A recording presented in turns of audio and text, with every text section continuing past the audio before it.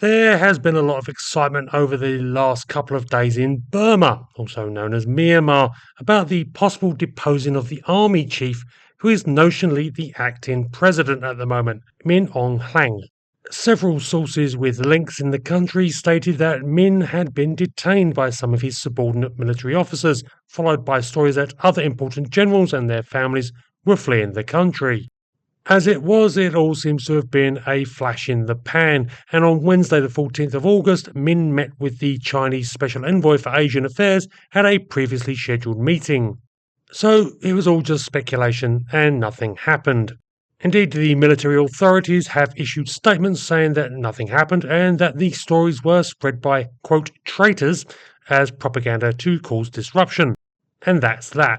Except rumours persist that something did happen, and either Min managed to rally enough of his supporters to retain power, or else he cut a deal with whatever persons came after him. The problem is that Naypyidaw, the bizarre capital of Myanmar that the generals built way out in the jungle to seclude themselves from the rest of their fellow countrymen, is pretty much an information void. I mean, it has been compared to Pyongyang in North Korea, but I suspect more outsiders pass through there nowadays than they do through Naypyidaw. The speed and conviction with which the coup rumours initially spread is explainable by the fact that, one, this information void about the actual political situation in Naypyidaw makes it easy for misinformation to spread. Two, when the general's grip on power does finally slip, it will most likely see exactly the sort of coup that got reported as the various personalities all race to protect themselves and their interests. So I thought it might be interesting to have a brief look at the military generals to give some context on what the people of Myanmar have been dealing with for decades. The geopolitical analyst Peter Zihan just did a video on Myanmar where he, much to my amusement, provided this concise analysis. They have also had a succession of governments under military and civilian rules that are kind of pricks and treat everyone else as disposable. I couldn't put it better myself, but I think we can add a little more detail to that. The military has essentially ruled Burma since 1962, when the head of the army, Ne Win, took power in a coup. Since that time, the only real way to achieve power and wealth in Myanmar was via the military. This institution doesn't really exist as we understand it in a Western sense. Military commands in Myanmar, which are often now family based, act more like feudal fiefs, from which everyone in the military chain of command takes their cut of local produce, whether it be rice, jade, timber, gold, or drugs. I often see comments in these videos about, well, the US isn't interested in the place because there is nothing there of value. I repeat what I've said many times before. Myanmar is swimming in natural resources. On top of the ones I just mentioned, there is natural gas, oil, uranium, and rare earth minerals, one of the most precious resources on Earth right now.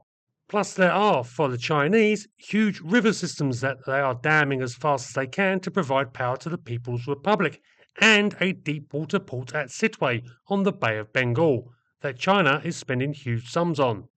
So, yeah, economically, strategically, and politically, Burma has the potential to be massive.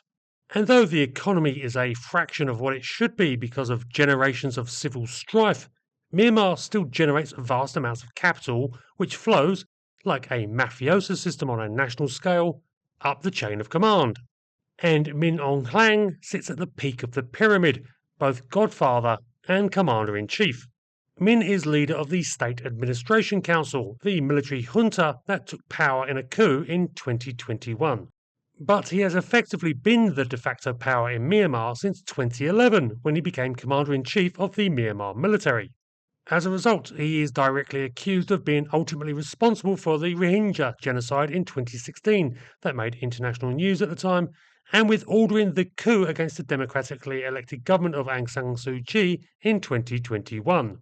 All of this means that he is also under sanctions from the United States, Britain, and the EU. Despite this, he is in possession of a vast fortune, probably in several billions of dollars, being a majority shareholder in Myanmar Economic Holdings Limited, which is involved in pretty much every major business in Burma you could think of, as well as the majority shareholder in Mytel, the national telecoms provider. He is also accused of more cases of corruption and graft than anyone else I can think of on the planet currently. I mean, maybe Putin, but essentially, Min is as thoroughly a corrupt and brutal figure as you will find anywhere. He has also ruled with an iron fist, weeding out any potential threats to him from within the military. Or so, if the coup rumours are correct, he thought. Recent disasters for the regime must surely have led Min's underlings to question his leadership, which, considering that the Myanmar army just lost their entire Northeastern Command headquarters at Lashio to opposition forces, seems logical. Seriously, the Myanmar military has never been this weak, and everyone on both sides knows it. There are also reports that the health situation within areas of Burma still under the control of the military is deteriorating fast. And I have it on good authority that both cholera and tuberculosis rates are increasing dramatically as medicine supplies are failing.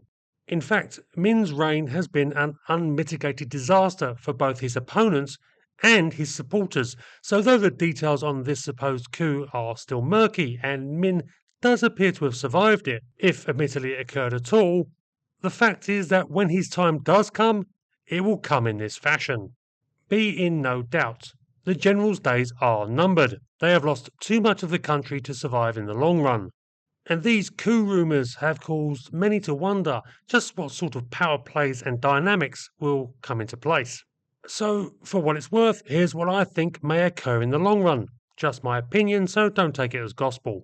As the pressure continues to mount on the military and they continue to lose ground, it seems entirely likely that an internal power struggle within the military will see Min deposed, and then some other general, maybe several, stepping up to replace him. There will probably be an attempt to call for the end of fighting by the opposition forces and to blame Min for all of the country's woes. Now, I am not from Myanmar, so I can't speak for the people who live there, but I am confident in saying that if this occurs, it ain't gonna wash. The level of anti military feeling and the sheer number of people who have taken up arms against the army means that there is no going back for them. The final end of military rule in Burma will likely come with a sudden rush of senior officers and their families boarding planes and fleeing the country, packing as much of their ill-gotten gains as they can with them as they go. Some, no doubt, will be left behind, and we can expect them to emerge carrying Aung San Suu Kyi on their shoulders, if she remains alive, and loudly proclaim that they never wanted the coup in the first place. What happens to them will be the decision of the Myanmar people. But for those that flee, well, if there is any justice in this world, they should be hounded to the ends of the earth for the crimes they have committed that have killed. Honestly, no one knows how many people.